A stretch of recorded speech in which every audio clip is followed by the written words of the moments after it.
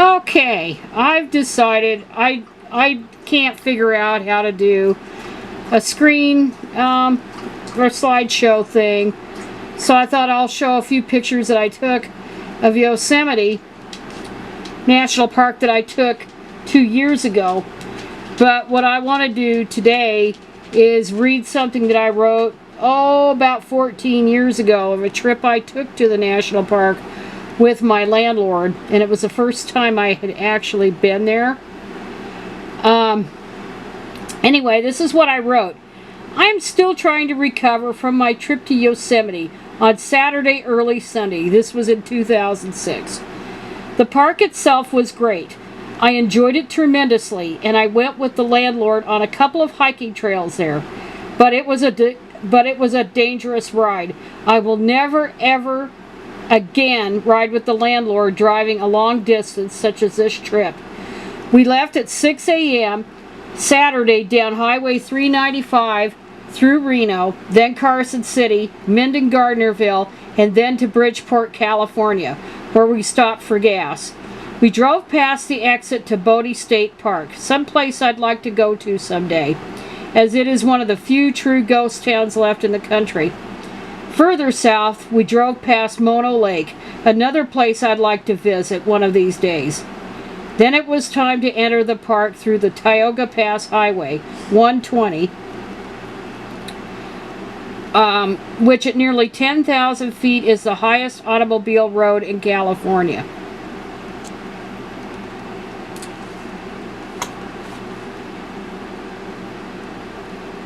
Then, let's see, we're going to go here.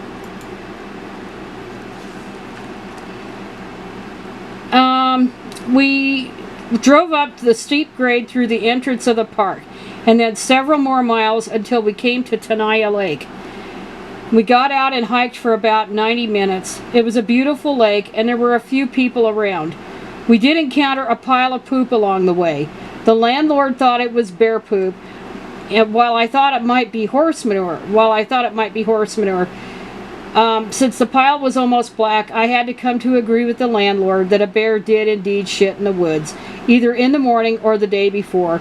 We didn't see bears or any other animals. There were many pretty wildflowers at the lake, however, including asters.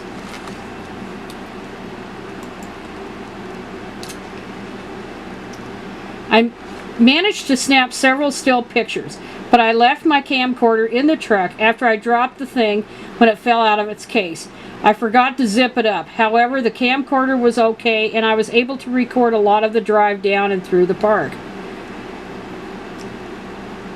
We got back to the truck and headed down Highway 120 past the Tuolumne Meadows, a popular hiking area, and many other choice spots.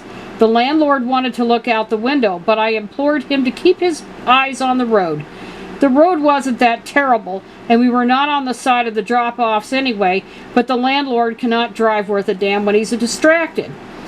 It took about an hour or so before we went to the intersection leading to the Yosemite Valley, 16 miles away. After the landlord decided to look where he was going before driving into it, after I told him to wait until the cars went past, he pulled the truck onto the road. I kept filming the ride. Then he wanted to put on his $200 or whatever it is prescription sunglasses and proceeded to do so, taking both of his hands off the steering wheel. We almost went off the road. Sorry about the glare there. Then we went through a long tunnel, the first of three, and the landlord couldn't see for anything in the tunnel, so he took off his sunglasses once again, taking both hands off the steering wheel. We almost ended up hitting the curb and miraculously didn't end up like Diana, Princess of Wales. Cars were going around us after leaving the tunnel. Cars were going around us through the tunnel, all going like bats from hell, and the landlord decided to speed up after leaving the tunnel. The road seemed to narrow into one of the most hair-raising stretches of road I've ever seen in my life. Right off the road is what is known as the Merced River Canyon, which terrified me. It must be 2,000 or 3,000 feet deep. I couldn't look or even film over the rock barrier. It scared me to death. I kept telling the landlord to slow down around each of the turns, which he somehow did, but I was too scared to ask him to pull over to any of the turnouts to get the pictures of the canyon. One could see the entire Yosemite Valley from there. I decided I wanted to live more than I wanted a nice picture.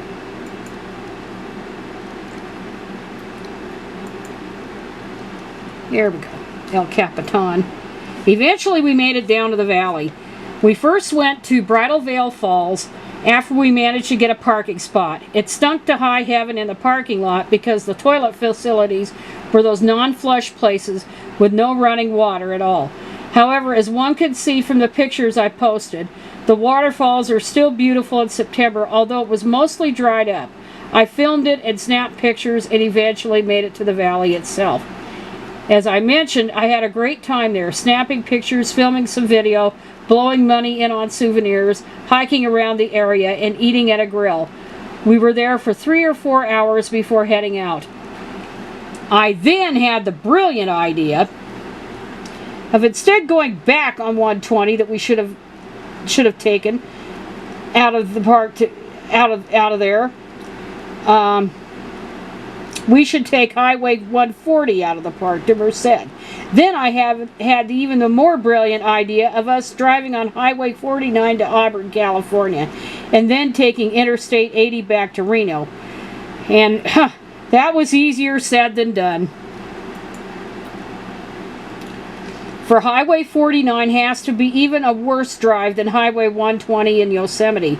From Bear Valley to the town of Colderville, it was a royal pain. By this time it was dark outside, but it was such a steep road with hairpin and blind turns and a huge dropout that I was positively terrified I was going to die on that road.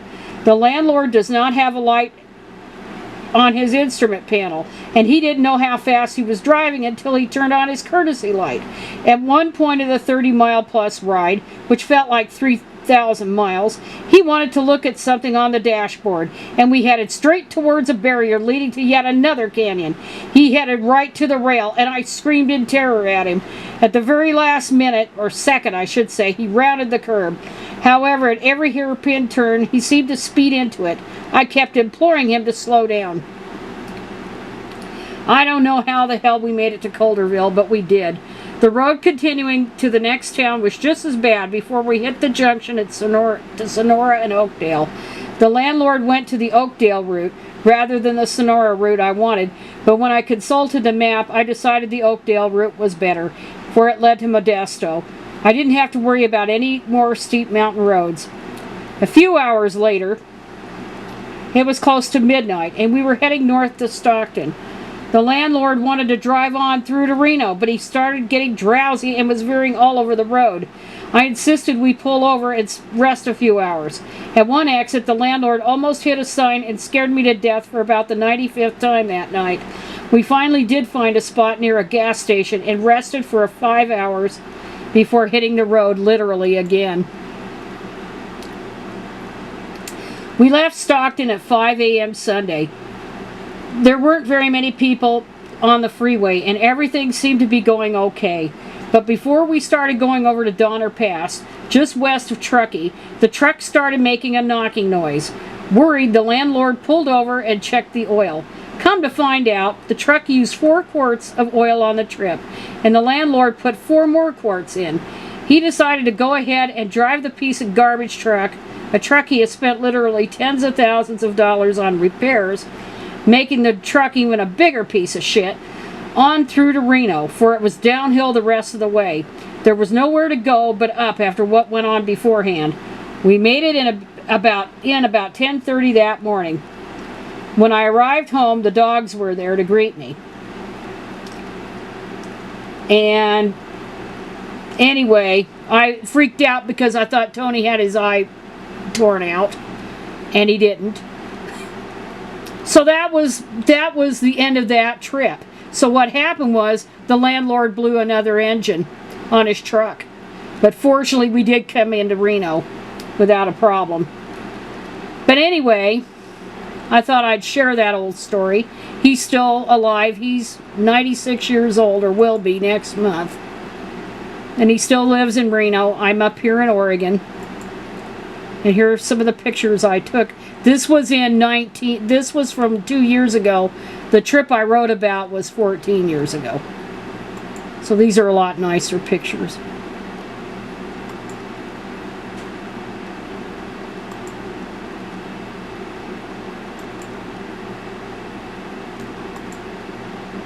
I love those dogwoods.